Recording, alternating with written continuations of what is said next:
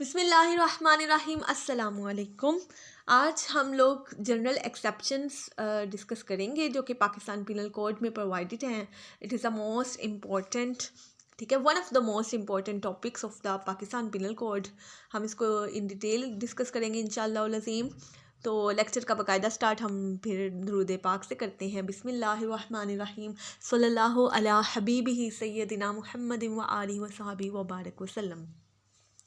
तो general exceptions का हमारा टॉपिक है जो आज हमने डिस्कस करना है। रेलेवेंट लॉ जो है सेक्शन 76 से 106 of the Pakistan penal code जो है वो सबके सब इसको जनरल एक्सेप्शंस के टॉपिक को डील कर रहे हैं, ठीक है। और जनरल एक्सेप्शंस इसमें प्रोवाइडेड हैं और general exceptions provided in PPC जो कि मंदरजा झैल हैं, ठीक है। Following are the general exceptions which are provided in PPC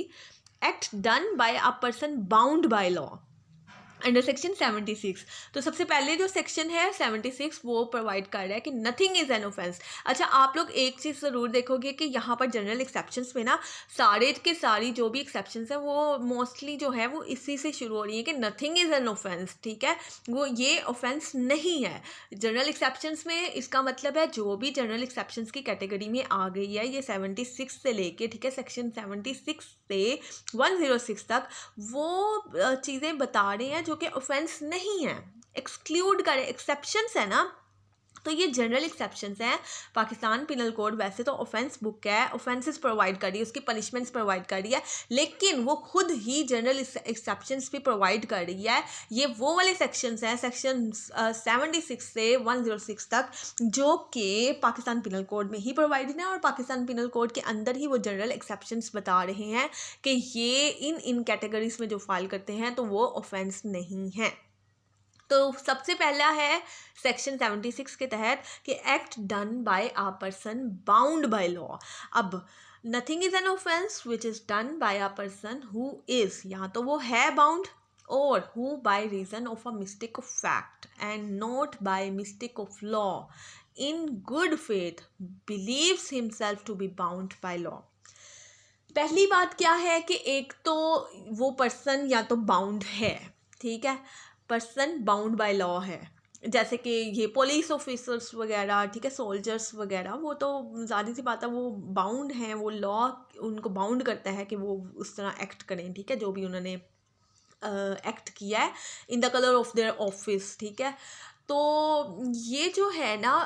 वो तो हो गया who is bound by law, और who by reason of a mistake of fact, ठीक है। अब उसे हो गई mistake of fact, mistake of law नहीं, ये उसने एक्सक्लूड किया है। पीपीसी खुद बता रहा है कि मिस्टेक ऑफ लॉ नहीं, ये कभी भी एक्सेप्शन में भी डिफॉल्ट करेगा। और ये जनरल मैक्सिम भी है, एक मैक्सिम भी है कि mistake of law is no excuse, ठीक है।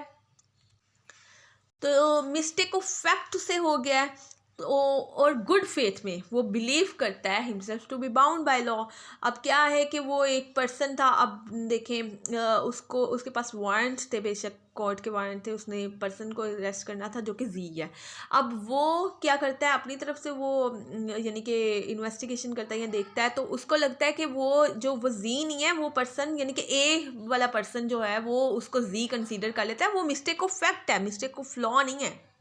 तो अगर वो उसको अरेस्ट कर लेता है जी समझ के, तो और गुड फेथ में करता है और वो समझता है believes himself to be bound by law to arrest him, क्योंकि वो उसको जी समझ रहा होता है, तो इस वजह से वो तो यही इसी वजह से उसको अरेस्ट कर रहा होता है। तो ये जो है act done by person bound by law जो है वो एक्सेप्टेड है, ठीक है, एक्सेप्शंस में फॉल कर जाता है और वो ऑफेंस नहीं है। नेक्स्ट सेक्शन है एक्ट ऑफ अ जज acting judicially under section 77 section जो है वो प्रोवाइड कर रहा है कि nothing is an offence which is done by a जज व्हेन एक्टिंग जुडिशली। एक जज जो भी एक्ट करता है, लेकिन वो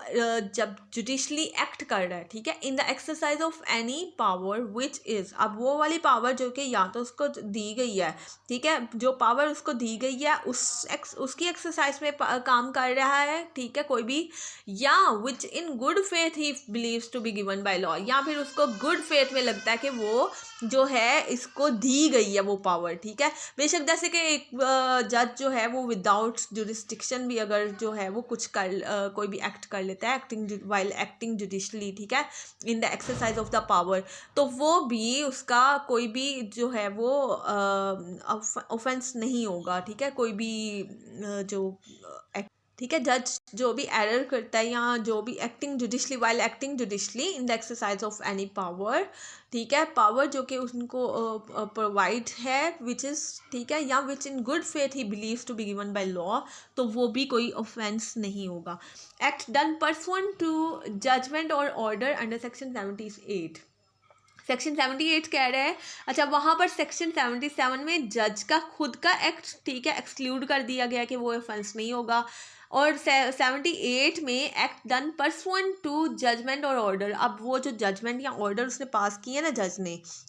उसके परसुएंट में, ठीक है, वो कोई भी एक्ट हो रहा है तो वो भी ऑफेंस नहीं है। Nothing is an offence which is done in pursuance of और which is warranted by the judgment और order of a court of justice, ठीक है, कोर्ट ऑफ जस्टिस के ऑर्डर या जजमेंट से वो वारंटेड है या परसुएंस उसकी परसुएंस में की गई है, ठीक है, if done while such judgment और ऑर्डर रिमेन्स इन फोर्स। ये अब कुछ कंडीशंस हैं कि अगर, तो एक तो पहली चीज़ है कि वो इन परसुएंस में या वारंटेड बाय द जजमेंट और order of the court of justice है।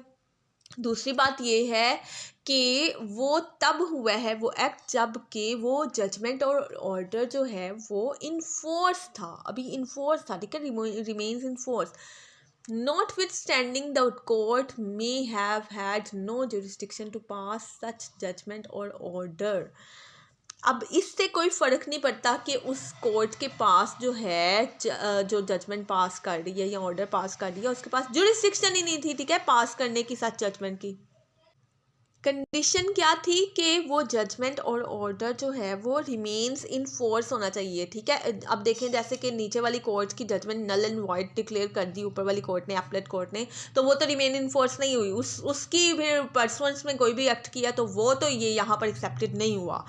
तो अब यहाँ पर क्या है, पहली बात ये है कि वो जजमेंट और ऑर्डर की परसुएंस में या वारंटेड बाय वो डैट जजमेंट और ऑर्डर था, ठीक है, एक्ट था, ठीक है। दूसरी बात ये, वो जजमेंट और ऑर्डर उस वक्त जब वो एक्ट हो रहा है रिमेन्स इन फोर्स थी।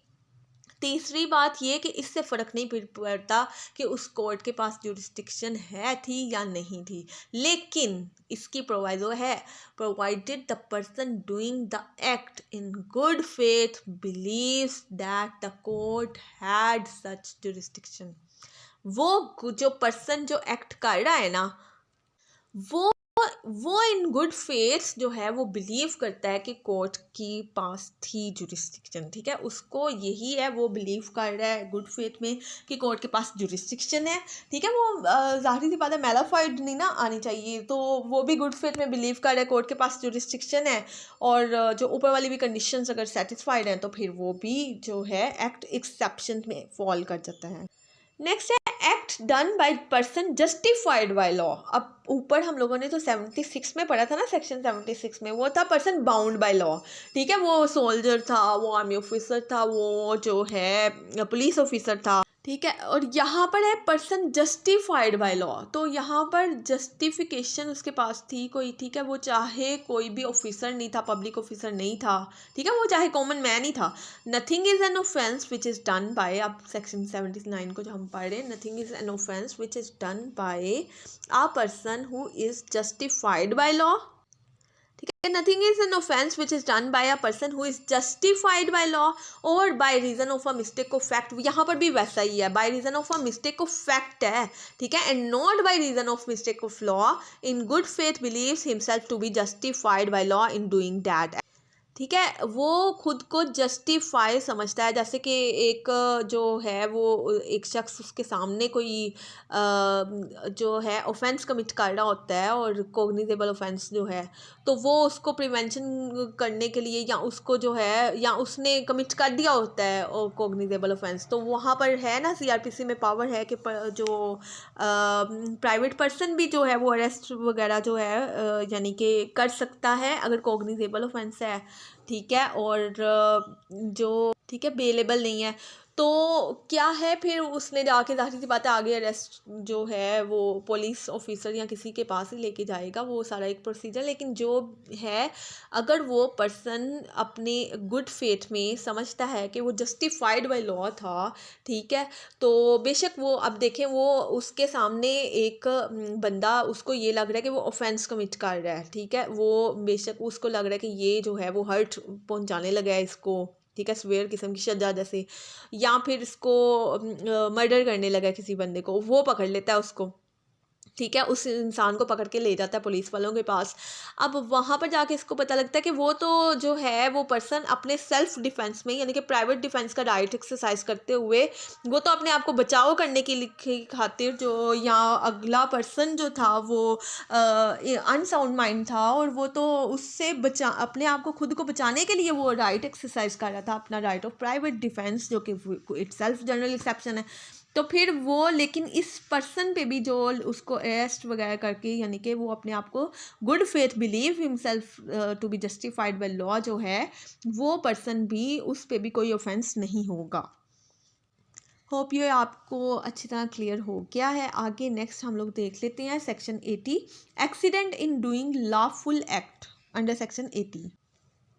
ठीक है, एक्सीडेंट जो है इन डूइंग लॉफुल एक्ट है, कि लॉफुल एक्ट करते हुए, इसको हम लोग डिटेल से पढ़ लेते हैं। सेक्शन 80 कह रहा है nothing is an offence which is done by accident और मिसफॉर्च्यून, हादसा हो गया बदकिस्मती से, ठीक है, ठीक है, या बदकिस्मती से वो क्या हुआ, and without any criminal intention और नॉलेज। ये बहुत इंपॉर्टेंट है कि उस पर्सन की कोई भी, किसी भी किस्म की कोई भी क्रिमिनल इंटेंशन भी नहीं थी और नॉलेज भी नहीं था उसको कि ऐसा हो जाएगा। In the doing of a lawful act in a lawful manner by lawful means, वो कानूनी अमल, कानूनी काम कर रहा हो, कानूनी तरीके से उसको कर रहा हो, कानूनी ज़राए के साथ कर रहा हो, ठीक है, ये कंडीशन बहुत ज़रूरी है कि लॉफुल काम हो उसका, लॉफुल एक्ट करते हुए, और वो एक्ट भी लॉफुल मैनर से कर रहा है, बाय लॉफुल मीन्स कर रहा है, and with proper care and caution. इसका मतलब वो अपनी पूरी एहतियात से, ठीक है, प्रॉपर केयर और कॉशन से वो कर रहा है जो भी काम, ठीक है, लॉफुल एक्ट। तो उसके करते टाइम जो भी एक्सीडेंट हो गया या मिसफॉर्चून हो गई है, तो वो भी एक्सेप्टेड है। इलस्ट्रेशन देख लेते हैं। A is at work with a hatchet, ठीक है, एक कुल्हाड़ी के साथ वो काम कर रहा है। द हेड फ्लाइज ऑफ, और उसका वो जो कुल्हाड़ी का जो सर ऊपर वाला जो हिस्सा है, ठीक है, वो उड़ के गिरता है कहीं, and kills a man who is standing there bye,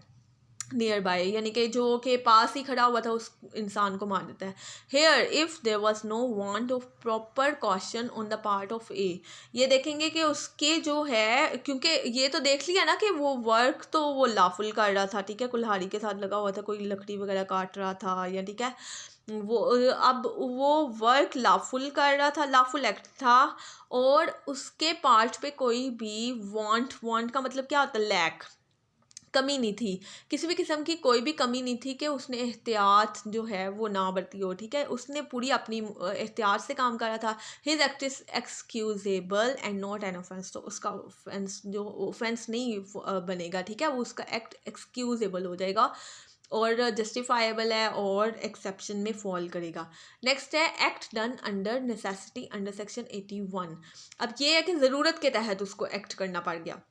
nothing is an offence merely by reason of its being done with the knowledge, क्यों उसको नॉलेज आया था, ज़रूरत आ गई ना, नेसेसिटी आ गई, तो इधर ये है कि नॉलेज उसे है कि इस तरह that it is likely to cause harm, वो एक्ट जो है वो अब करने जा रहा है, वो उससे हार्म हो सकती है, इतना नॉलेज है कि इसका एक्ट जो है वो हार्म जो है पहुंचा सकता है। If it be done without any criminal intention to cause harm, अब उसकी इंटेंशन नहीं है, नॉलेज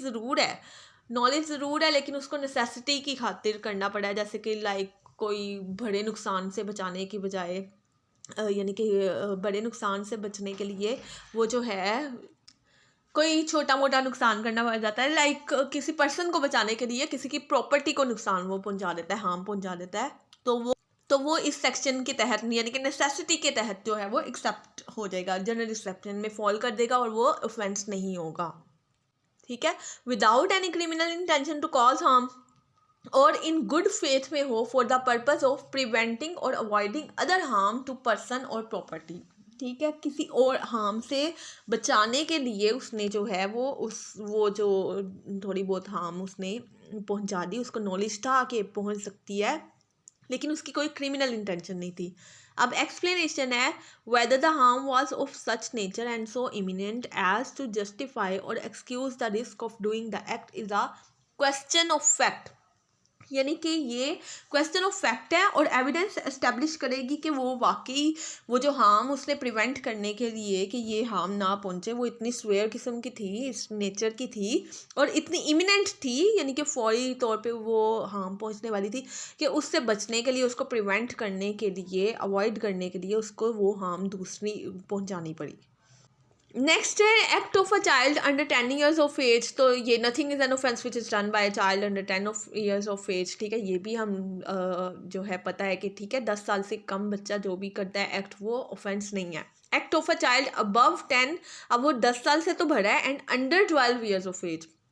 10 साल से बड़ा है लेकिन 12 ईयर्स से कम है उसकी एज, तो तब भी उसका नथिंग इज एन ऑफेंस। ठीक है, ऑफेंस नहीं होगा विच is done by a child above 10 and under 14। लेकिन यहाँ पर थोड़ी सी लिमिटेशंस हैं कि क्या है, अंडर 14 है and who has not attend sufficient majority of understanding. अब वहाँ पर जो हम लोगों ने ऊपर देखा था ना चाइल्ड अंडर 10, उसका तो बिल्कुल कोई लिमिटेशन नहीं है, बिल्कुल वो अंडर 10 है तो वो वैसे ही एक्सक्यूजेबल है, उस पर कोई ऑफेंस नहीं।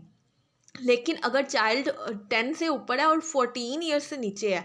लेकिन who has not attain sufficient majority of understanding, उसको अभी मेजोरिटी ऑफ अंडरस्टैंडिंग नहीं आई इतनी कि वो समझ सके टू जज the nature and consequences of his conduct on that occasion, के उस मौके पे जो भी उससे हो गया, ठीक है, वो एक्ट, तो उस पे वो समझ सकता वो नेचर और कॉन्सिक्वेंसेस के इसके क्या नतीजे हो सकते हैं। तो अगर उसको सफिशेंट मेजोरिटी नहीं आई उस टाइम पे, यानी कि अंडर 14 है और सफिशेंट मेजोरिटी नहीं आई, तब भी वो ऑफेंस नहीं होगा। नेक्स्ट है act of a person of unsound mind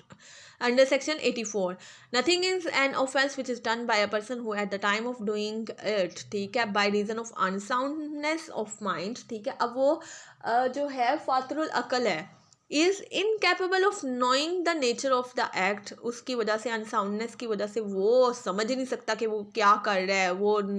उसको नॉलेज ही नहीं है कि उस एक्ट की नेचर क्या है, और that he is doing what is either wrong और कॉन्ट्ररी टू लॉ। ठीक है, उसको समझ ही नहीं है कि वो सही कर रहा है गलत कर रहा है, अनसाउंड माइंड पर्सन है, तो वो भी एग्जेम्प्टेड है।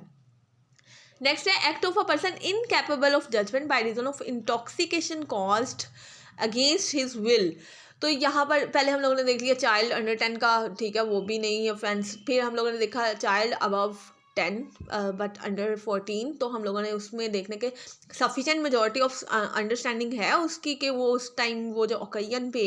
जज कर सकता nature of the end consequences of the act की। फिर हम लोगों ने देख लिया कि